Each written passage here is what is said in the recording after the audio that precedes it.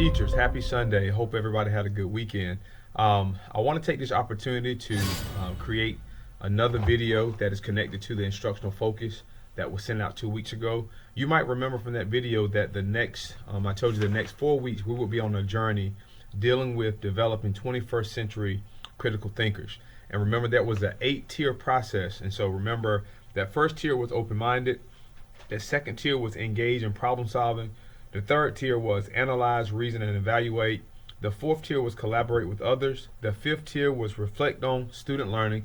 The sixth tier was make real-world applications. The seventh tier, think critically and creatively. And the eighth tier was communicate clearly and accurately. So as promised, I want to focus on the first two tiers and just kind of give you some insight, give you some direction on that. And then next week I'll send a video on tier 3 and 4, then 5 and 6, and 7 and 8. So as you kind of begin to dissect this in your instruction in your classroom, you have some kind of guidance on it. And so this week, as we are focusing on developing 21st century critical thinkers, and as we begin to kind of approach slowly but surely NCFEs and EOCs, I'm sorry. I want you to kind of think about like these tiers and really figure out how you can make them applicable in your subject matter. And so, like, number one, open-minded. This is important because as you begin new lessons in your classroom, as you begin new units, it's important to kind of keep an open mind as to how does this language translate into the message that I'm trying to convey with my kids.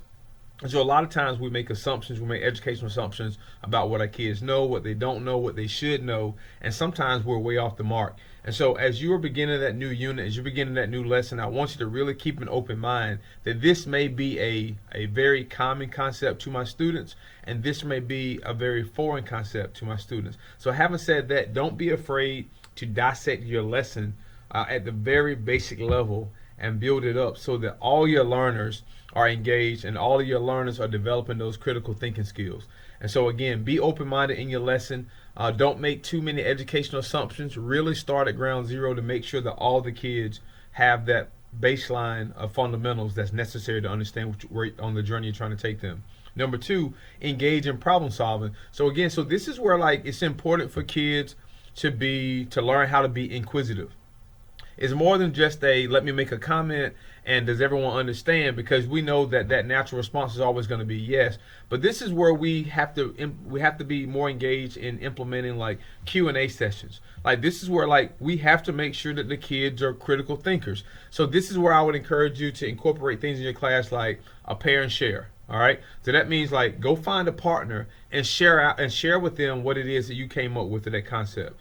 A pair and share, a walk and talk. Walk to another portion of the classroom, find a student, and talk with them about what it is the teacher just asked. And if you can trust your students, hey, venture out, go outside. The weather's about to warm up. Like, take them outside and say, you know what, we're about to go on a 5-minute walk and talk with a partner, and we're going to talk about the things that we just learned in class and how you can make them applicable. And so we got turn and talks, walk and talks. And so these are just all like kinesthetic methods that you can incorporate in your class to make sure that kids are engaging in problem solving. And then when you bring them back whole group, now we can say, okay, so as you went on that parent share, as you engaged in that turn and talk, as you engaged in the walk and talk, like what is it that your partner had to say, and what is it that you had to say, and how can we kind of create this overarching inventory in the class to figure out what it is in terms of the problem, the solutions to the problems that we came up with in terms of like the educational pedagogy. So be open-minded in your practice. Create an environment in your classroom where it's engaging and it's like conducive for problem solving. And these two steps, I know for sure, will begin to take your students on this pathway to become 21st century critical thinkers. All right. So anyway, I hope that was helpful. And next week we will dive into the analyze, reason, and evaluate. And number 4, we'll dive into collaborate with others. All right. Hope everybody have a great week in the classroom. Let me know how I can support you.